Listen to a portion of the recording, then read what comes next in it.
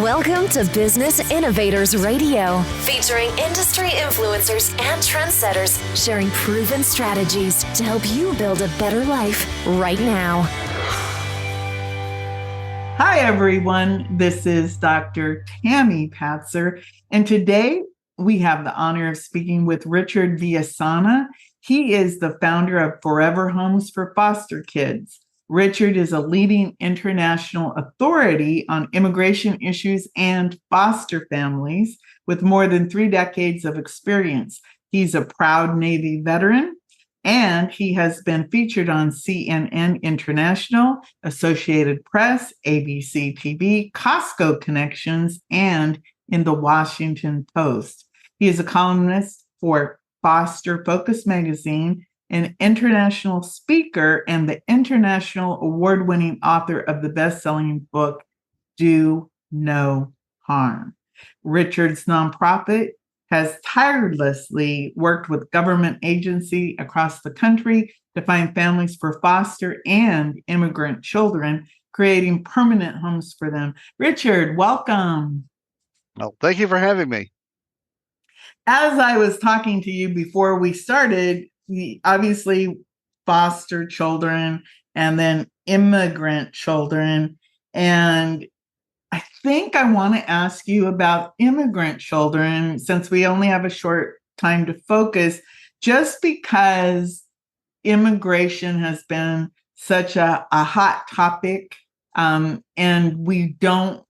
I think as a whole, we don't really understand what it really means for these children who are trying to come to the United States. So tell me more about what you actually are doing with Forever Homes for Foster Kids. And then let's go into the immigration, the immigrant children. So Forever Homes for Foster Kids, we have been doing this work for 3 decades. So what happens is when a child comes into foster care, however they come into it, if agencies don't have a relative nearby that can take in the child, then they do something that's called family finding. Now, this is a very simple process. It's a 3-part process. Number 1, they make a huge list of all the relatives that a child has. Then number 2, they get the contact information. And number 3, they notify those relatives, hoping that if they notify enough relatives, someone will step up and say, sure, I'll take in little Johnny or little Maria. And hopefully the child does get taken and they can be placed in what we call kinship care. And it is under the foster care umbrella, but it's not foster care with foster parents, group homes, going to an institution, or sleeping in a hotel room, which is what a lot of foster kids are doing right now. So it's always preferable to get them with relatives. Now, the same thing applies when a child comes across the border, and if that child is alone, we've all seen stories about children who were passed over without a parent, without an adult, or they were with someone who wasn't really their parent, and so they were separated for safety. And at that point, that child goes into our federal foster care system, and it also works pretty much the same way.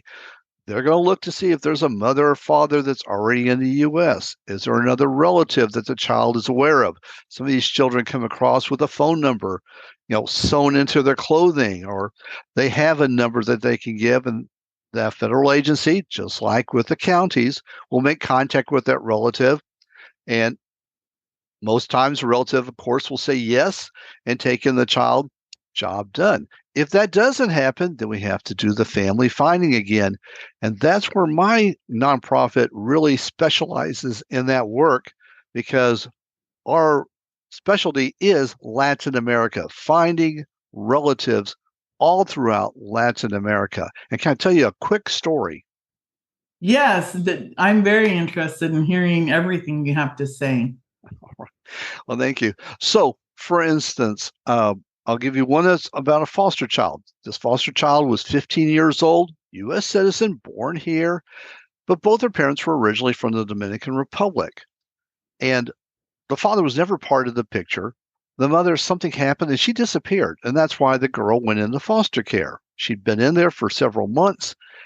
And all she could tell her caseworker is that she had the names of 2 aunts and 2 uncles. Mind you, just the names, that there were 50-ish and they lived in the Dominican Republic. That's all the information she could give. No phone numbers, no address, no region, just the country. And that's why they came to my nonprofit. We closed that case and found her favorite uncle in less than 48 hours. Wow. So you are, obviously you've been working for more than 30 years. You're an advocate to help these children find either their relatives or proper placement somewhere. And because of your resources, you take that burden, it sounds like, off of the government, who might have lost this girl in the paperwork or something, because it only 48 hours. Am I accurate in thinking that you're like the go-to person to help expedite this type of thing? I am. Actually, some people have called me the Sherlock Holmes of foster care. I'll give you another example why they've said that. So on the immigrant side, we had a child who was in the U.S. who had been separated from her father. And so the government, this is after 2017, when we had thousands of children being separated from their mothers and fathers. And just to be clear, we're not talking about people that were these adults who were suspected as being coyotes or, no, these were mothers and fathers. Many of them had birth certificates. They could prove clearly that the child was theirs. It was clear to officials that the child was theirs. This was not, as some people tried to blow it up for the group I worked with, that they were other than families coming across and that these children were separated because of zero tolerance under the last administration. So we still have more than 1,000 of these children who have not been reunited. One of the cases I received is to locate this father who is believed to have been living in Argentina. So we got the case. Now, to put this in perspective, several nonprofits had worked this case for more than 4 years. Organizations like the Red Cross, immigration nonprofits who deal with immigrants all day long. After 4 years, they had failed to find the father. And then after 4 years, I get the case. So I got my team together. We worked on finding this father. We found him in less than 5 days. So how is it that you are able to do this, I would call it a miracle, something that rapid when these other organizations and agencies can't? What's different about you and your organization? Well, one thing is a lot of organizations, both county and at the federal level, are what I call one-stop shoppers. They have one phone number, one contact. It might be a consulate. It might be one organization, it might be a legal organization in a country, maybe a university. I've seen that. But that's it. That's their one and only contact. And so depending upon the quality of the work that organization does, that's it. If they come through, excellent. If they don't come through, it stops. Everything stops. Now, in our case, with my nonprofit, we may do 5 or 6 searches. We may try multiple organizations and nonprofits in that country to find this person and get the information we want. And we've had information that said, the mother is here. Well, we found out the mother's not wherever they thought the mother was. That she's back in the U.S. That was actually part of the work I was supposed to do, is to let them know.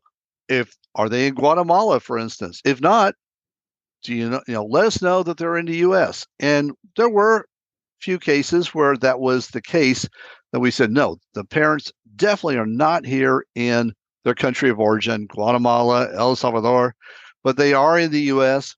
And in some cases, although our focus is not the U.S., we got new addresses, phone numbers. We were able to give contact information to organizations who specialize in finding people in the U.S. who did not find these people. So we've worked on both sides. We 70% of the cases we work when it comes to foster children relatives are in the U.S. And it's because of the work we do finding those relatives in Latin America that they will say, oh, by the way, this girl has two aunts living in Los Angeles, and that's where the girl will go. Or we've got, an uncle living in Dallas when the girl was in Austin, Texas. So a lot of our work, it's very fluid. It's not so concrete that's Latin America only. No, it's U.S., Latin America. It's conversations, communication to get an idea of where someone is that can help this child, mostly that they're here in the U.S. That's just so fascinating. And I want to go back to one thing you said you said that there's still about 1,000 children that were like not reunited after the zero tolerance policy from about 2017. So where are those children? Where do they live while they're waiting to get reunited, either with their family, mom and dad, or a relative? Where are they? So for the majority of children, when they got separated from their parents, there was another relative already in the U.S. And this seems to be a trend where someone will come and establish themselves in the U.S. Now, again, this doesn't mean that they have work papers. They are still what we call non-citizens, but they have some kind of roots here in the U.S. And this is what prompted many of these families to come up, was that they knew that there was this other, in many cases, a mother or a father. And so the other spouse was bringing up the child so that they could be a family here in the U.S. And then they got separated. So the child was connected. Again, the federal foster care system did their job, very good at this for the majority of children, found that relative and got the child placed with them. Now, having said that, unfortunately, there are children who we have no idea. The government has no clue where they are. There are no records in the raw data that tell us where that child was placed. They're gone. There's not a name. There's not a relative. Those fields are empty.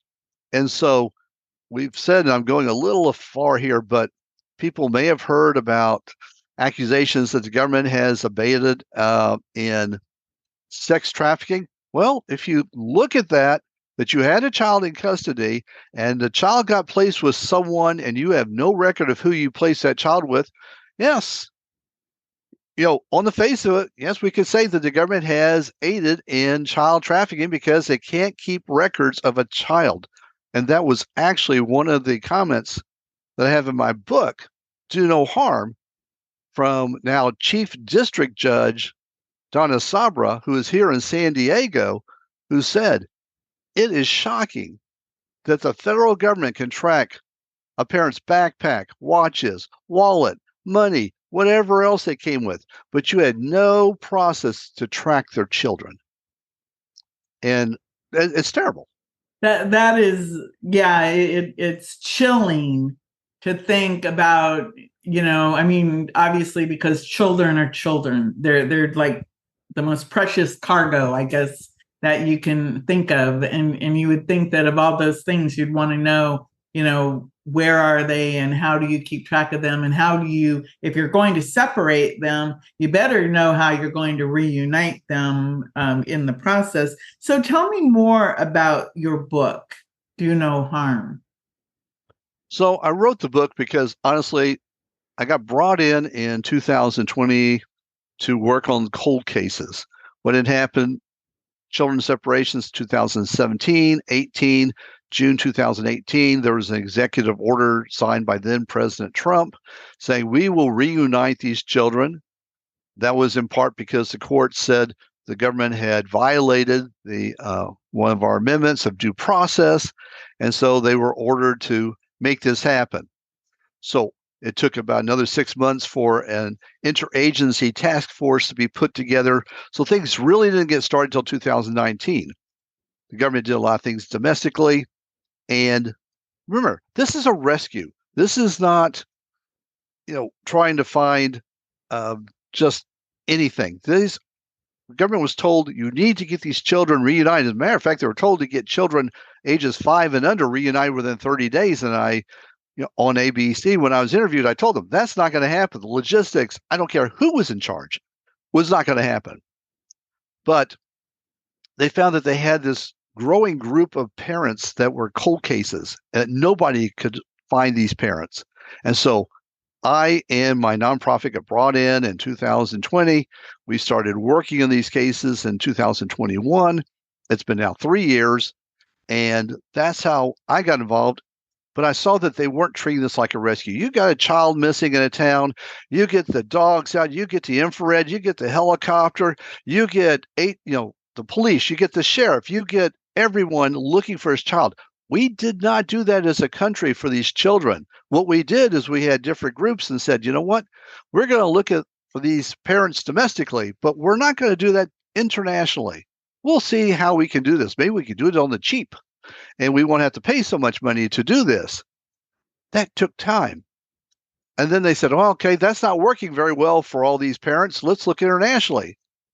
And as I mentioned, Argentina, 4 years, more than 3 agencies. Why was I brought in before then? I can't tell you why. Could it be finances? I honestly don't know why you would not pull all the stops, get someone in, get everything going, work it at both ends to solve this. And that's why I wrote the book, because I was so frustrated by that and this lack of energy on both administrations. I like to call myself an equal opportunity offender. I don't think anyone in politics deserves a pat on the back. I don't care what side of the aisle they're sitting on, because they all failed these children, and they're all failing our foster children. And that's why I wrote the book, because it talks about the cases we've worked with the immigrant children. And if we don't find their relatives, guess where they go? Foster care. Now to county agencies who they're struggling to speak Spanish, to have someone who speaks Spanish well.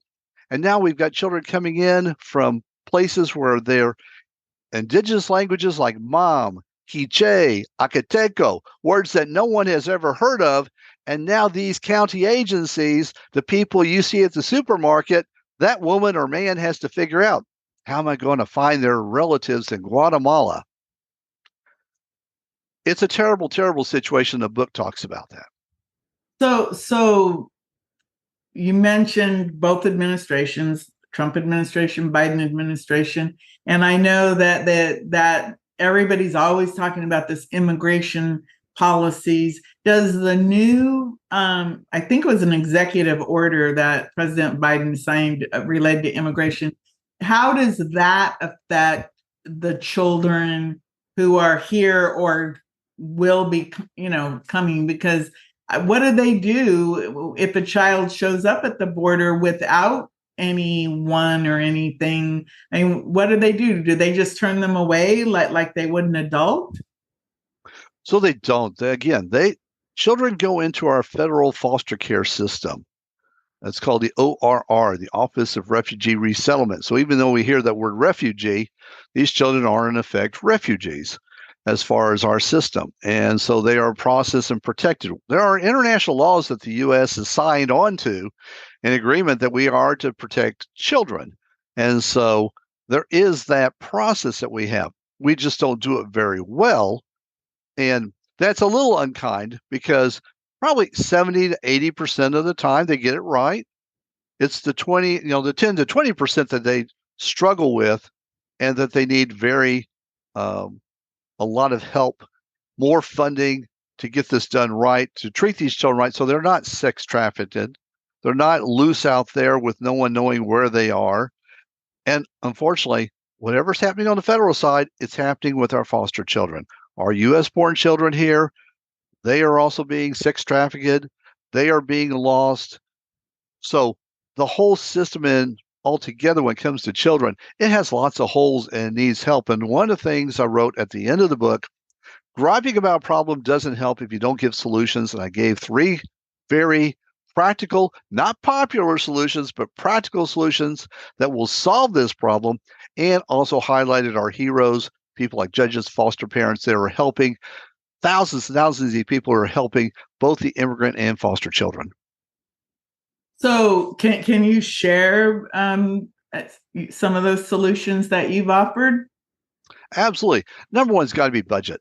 A lot of people think we put too much money into the system. We've got to have enough. Look, when you have a caseworker who is working 20 plus cases, and any of those cases could have 1 to 5 children, that's a lot of kids. And just imagine if they had 20 cases, that means 20 days is pretty much the month.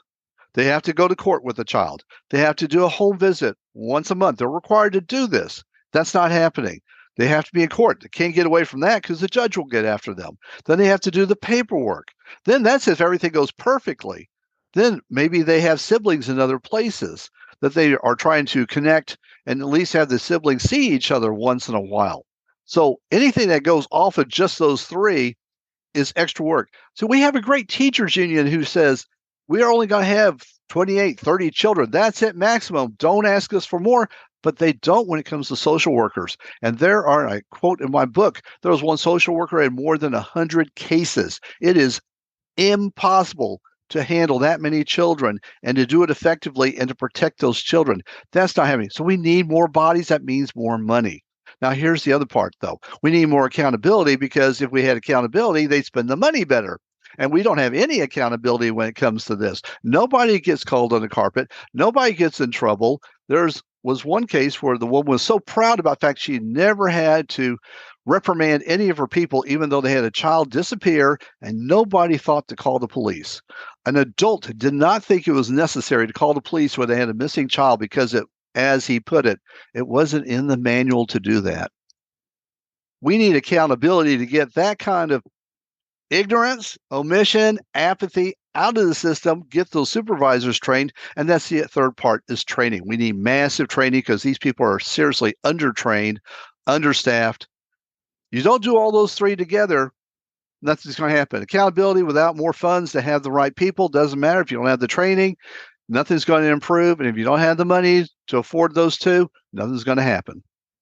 In my mind, I can't even fathom a lot of what you're saying because I am a grandmother and I'm a caretaker for 2 little babies, and I just can't imagine letting them into that type of a system.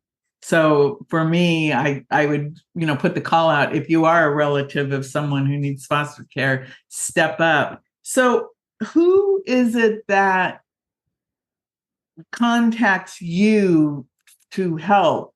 How do you end up getting involved in all of this? So at the county level, when it comes to foster children, it is the counties who run everything, and county agencies will hear about us and bring their cases to us. So we'll get emails. I've got this child, the one from the Dominican Republic. We've got this foster child. Can you help? That's usually the way the emails start. I hear you could do something in Mexico. I've got a child. Can you look for their relatives? And then we'll get more formal and we'll get the information that they have on the child. And again, family finding, what's their list? Who are we looking for? And then we go to work to get that contact information. And then we give that to the agency. So at that point, they can pick the phone up, make the phone call, make the connection, and then they take over because you've got more than 3,000 counties. Each one of them does things their own way. And so they're going to have their own questions they want to ask. They have to vet the parents. That's a whole nother process. But that's what we do when it comes to foster children. And basically the same thing's true for the immigrant children. We are under contract. We have been working. We have now closed more than 100 cases where we found more than 100 mothers and fathers who nobody else could find. And we have found them, and now they are all in the process of being reunited with their children. But we still have 1,400 more children at the last count who have yet to be reunited with their parents. And we're getting on to 7 years now. I don't know. Like I said, I think that this conversation is probably one of the toughest to hear and to learn about, because again, you're talking about people's lives, little children whose lives have been changed forever because of circumstances that they weren't even involved in. So what is the best way if somebody wants to reach out to find out more? And can people donate to your nonprofit organization also? Absolutely. We're very active on Facebook, so they can donate there. They can go to our website, Forever Homes for FOR, fosterkids.org. Donate buttons everywhere.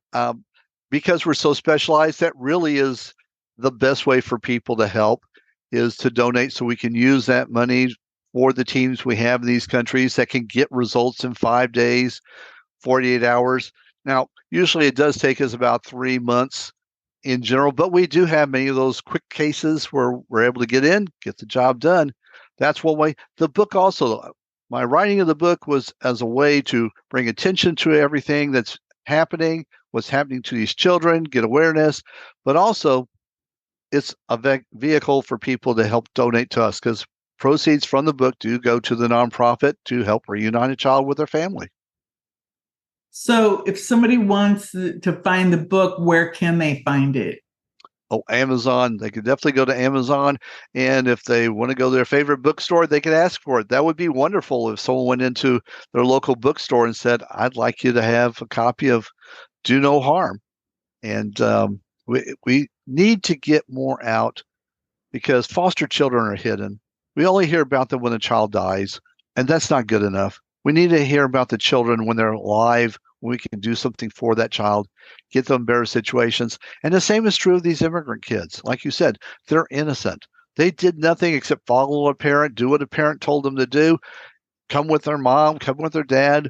And now that they're here, they also need our protection because they are children and they are innocent. And so no matter how that child gets into the system, we owe it to them to help them.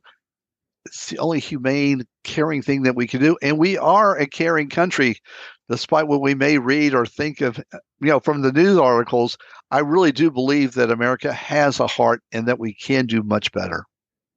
Well, thank you so much, Richard. Again, like I said, it's hard to hear this, but I think it's something people need to hear. They need to understand, that we have this situation with foster children in the United States and, of course, the immigrant children. So everyone, Richard's book is Do No Harm, and the website or his organization is Forever Homes for Foster Kids.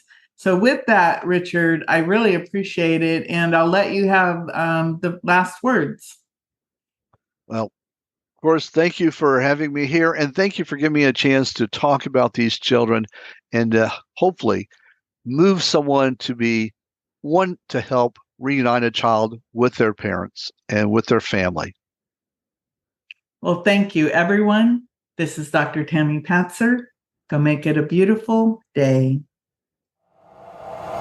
Thanks for listening to Business Innovators Radio. To hear all episodes featuring leading industry influencers and trendsetters, visit us online at businessinnovatorsradio.com today.